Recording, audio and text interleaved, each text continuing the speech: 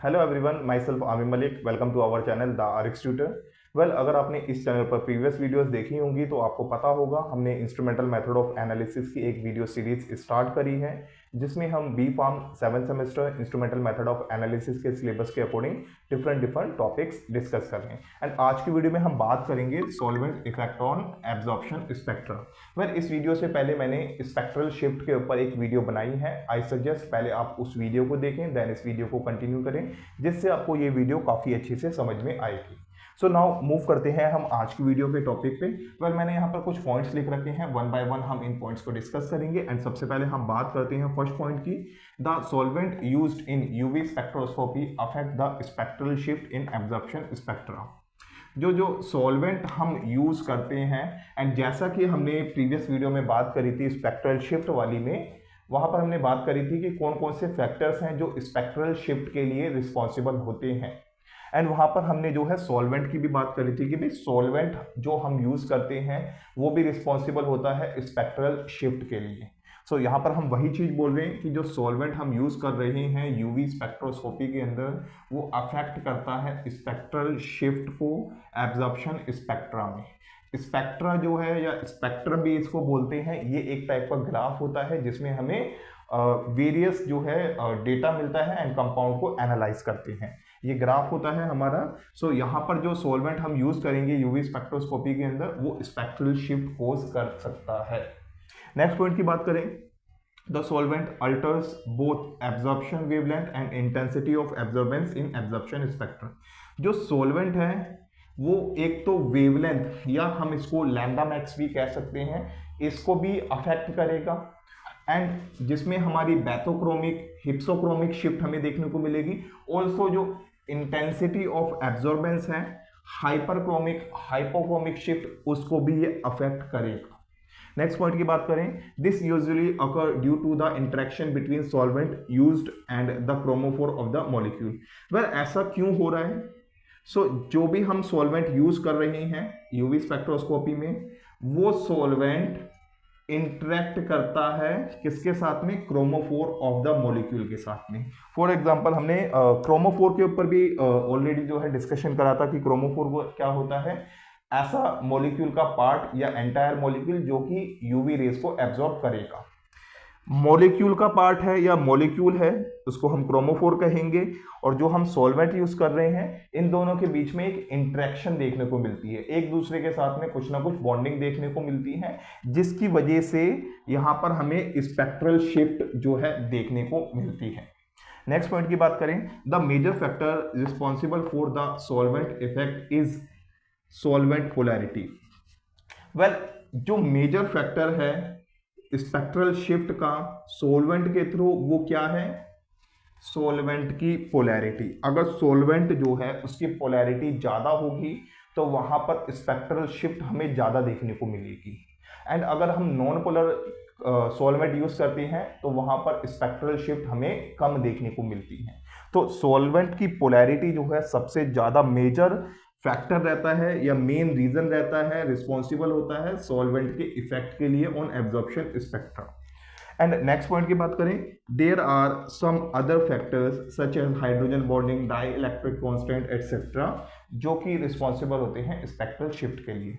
सो solvent का जो hydrogen bonding करने की जो कैपेसिटी है, ठीक है, या उसका जो डाई इलेक्ट्रिक कॉन्स्टेंट है, वो भी जो है कहीं ना कहीं रिस्पॉन्सिबल होता है स्पेक्ट्रल शिफ्ट को कॉज करने के लिए। पर ये कुछ चीज़ें थी solvent absorption, solvent effect on absorption spectra से रिलेटेड। आई होप आपको इतना समझ में आया होगा। नाउ अब हम जो है सॉल्वेंट पोलैरिटी को लेकर जो है कुछ और फर्दर डिस्कशन करेंगे, एंड वहाँ पर हम एग्जाम्पल भी देखेंगे कि कैसे एक ही मॉलिक्यूल डिफरेंट सॉल्वेंट्स के अंदर डिफरेंट लैम्डा मैक्स और उसकी इंटेंसिटी हमें देखने को मिलती है। सो पहले तो आप इन चीज़ों को नोट कर लीजिए। आई होप आपने इन चीज़ों को नोट कर लिया होगा। नाउ मैं इन चीज़ों को रब करता हूं एंड मूव करते हैं हम एग्जाम्पल एंड सॉल्वेंट की पोलैरिटी के ऊपर। ओके, नाउ अब हम बात करते हैं सॉल्वेंट पोलैरिटी इफेक्ट के बारे में। वेल, जैसा कि अभी हमने बात करी थी कि जो सॉल्वेंट की पोलैरिटी होती है वो मेजरली रिस्पॉन्सिबल होती है स्पेक्ट्रल शिफ्ट के लिए।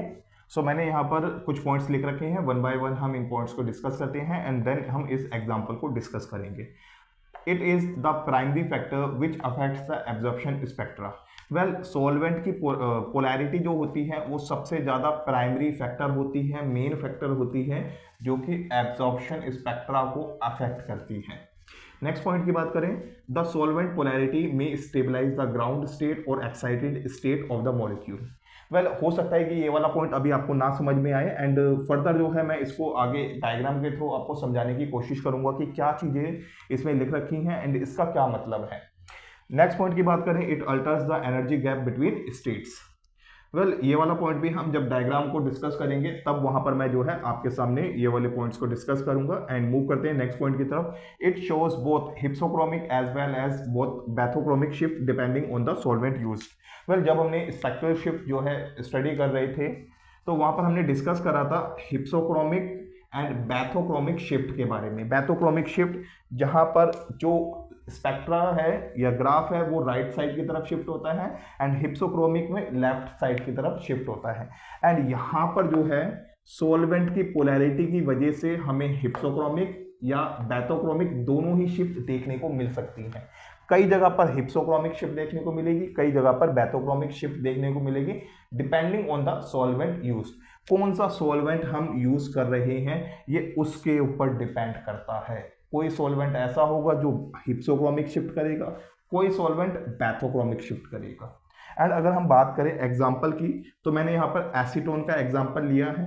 एसीटोन को अगर मैं हेक्सेन के अंदर डिसॉल्व करके यूवी स्पेक्ट्रा उसका अगर मैं चेक करता हूं तो वहां पर लैम्डा मैक्स जो है 279 नैनोमीटर पे मुझे देखने को मिलता है। एंड वहीं पर अगर मैं एसीटोन को वाटर या इथेनॉल जो कि पोलर नेचर के हैं, hexane is a non polar molecule and ये जो वाटर या इथेनॉल है ये पोलर नेचर के हैं, तो वाटर या इथेनॉल के अंदर एसीटोन को अगर मैं ऐड करता हूं या डिसॉल्व करता हूं एंड उसका यूवी स्पेक्ट्रा चेक करता हूं तो मुझे लैम्डा मैक्स जो है वो 264 पर देखने को मिलता है। वेल, यहाँ पर देखें तो हम हेक्सेन के कंपैरिजन में वाटर या इथेनॉल की बात करें तो हमें यहाँ पर हिप्सोक्रोमिक शिफ्ट देखने को मिलती है। सो इसी तरीके से डिफरेंट सॉल्वेंट्स जिनकी पोलैरिटी जो है ज़्यादा या कम होगी वो इस स्पेक्ट्रल शिफ्ट को या एब्जॉर्प्शन स्पेक्ट्रा को अफेक्ट करते हैं। आई होप आपको ये चीज़ें यहाँ तक समझ में आई होंगी। नाउ मैं इसमें से कुछ चीज़ों को रब करने जा रहा हूँ सो डैट हम इन पॉइंट्स को डिस्कस कर सकें। सो अगर आपने इसको नोट नहीं करा है तो वीडियो को बैक कर कर इसको नोट कर सकते हैं या इसका स्क्रीनशॉट ले सकते हैं। सो मैंने यहाँ पर कुछ पॉइंट्स लिखे थे, अब हम उन पॉइंट्स को जो है डिस्कस करते हैं कि इन पॉइंट्स का मतलब क्या है। वेल, मैंने इलेक्ट्रॉनिक ट्रांजिशन का जब टॉपिक डिस्कस करा था तो आपके सामने वहाँ पर एक मैंने डायग्राम शो करा था एंड वो डायग्राम कुछ ऐसा था। ठीक है, डायग्राम को थोड़ा सा स्कोर अच्छे से बना लेते हैं ताकि प्रॉपर स्पेस मिले। मैं छोटा डायग्राम बनाने की कोशिश कर रहा हूँ ताकि हम इसमें चीज़ों को अच्छे से ड्रॉ कर पाएँ। सो मैंने कुछ ऐसा डायग्राम आपके सामने यहाँ पर ड्रॉ करा था। ठीक है, कुछ इस तरीके से मैंने वहाँ पर जो है इलेक्ट्रॉनिक ट्रांजिशन में डायग्राम ड्रॉ करा था। ये हो गया हमारा सिग्मा ऑर्बिटल बॉन्डिंग वाला, ये पाई ऑर्बिटल बॉन्डिंग वाला, ये एन ऑर्बिटल या नॉन बॉन्डिंग ऑर्बिटल, ये हमारा हो गया pi star anti bonding orbital और ये हो गया sigma star anti bonding orbital. So अब बात करते हैं हम इस वाले पॉइंट की, द सॉल्वेंट पोलैरिटी में स्टेबलाइज द ग्राउंड और एक्साइटेड स्टेट।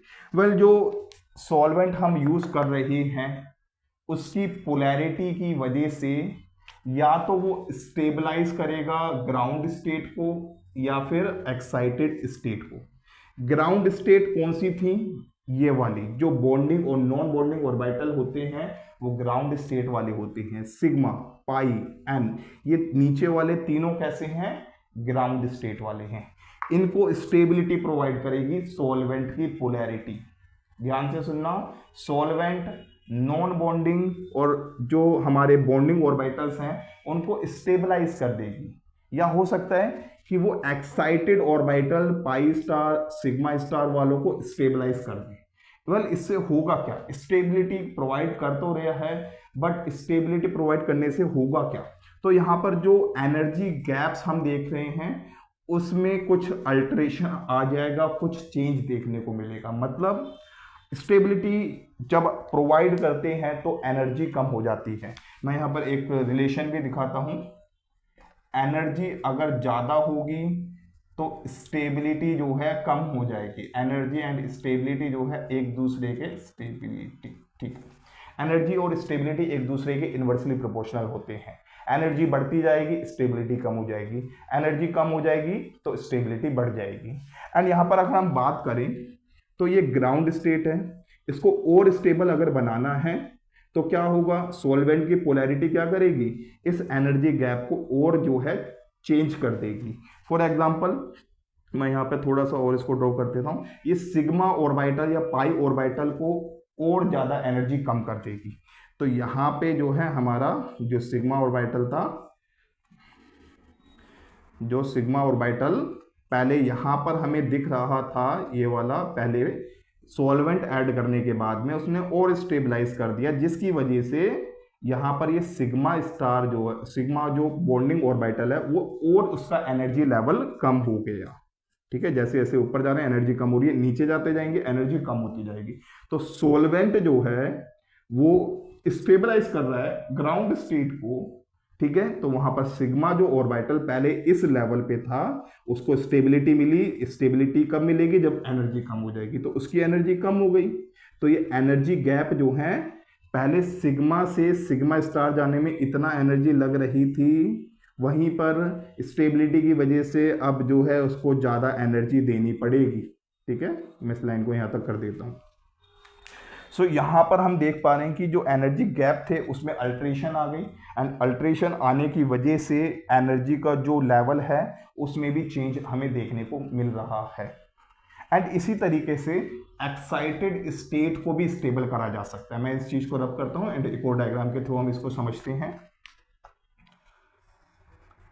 यहाँ पे जो है हमारा ये सिग्मा ऑर्बिटल, पाई ऑर्बिटल, ये हमारा एन ऑर्बिटल, ये हमारा पाई स्टार एंटी बॉन्डिंग ऑर्बिटल, ये हो गया हमारा sigma star anti bonding orbital.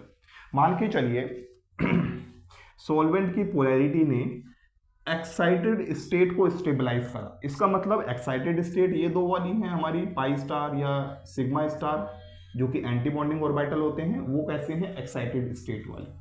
सो यहाँ पे जो सिग्मा ऑर्बिटल था या पाई ऑर्बिटल का एग्जांपल ले लेते हैं। पाई ऑर्बिटल जो अभी यहाँ पर था उसको स्टेबल कर दिया, तो अब जो पाई ऑर्बिटल है वो कुछ हमारा, वो कुछ जो है हमारा ऑर्बिटल यहाँ पर आ जाएगा। ठीक है, पहले पाई ऑर्बिटल यहाँ था, अब उसकी स्टेबिलिटी मिल गई तो एनर्जी कम हो गई, एंड एनर्जी कम होने से उसका जो लेवल था या गैप था वो यहाँ पर आ गया। ठीक है, अब हमें पाई से पहले पाई जाने में इतनी एनर्जी लग रही थी।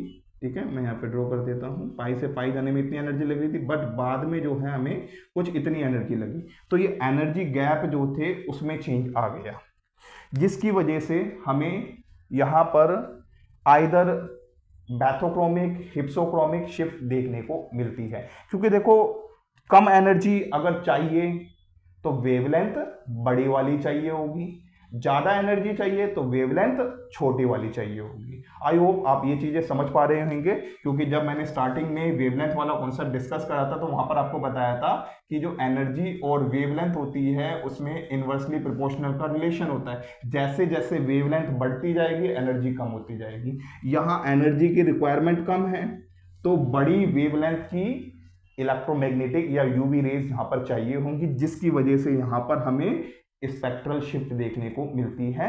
यहाँ पर लैम्डा मैक्स की वैल्यू चेंज हो जाएगी। आई होप आप इस चीज़ को समझ पा रहे होंगे।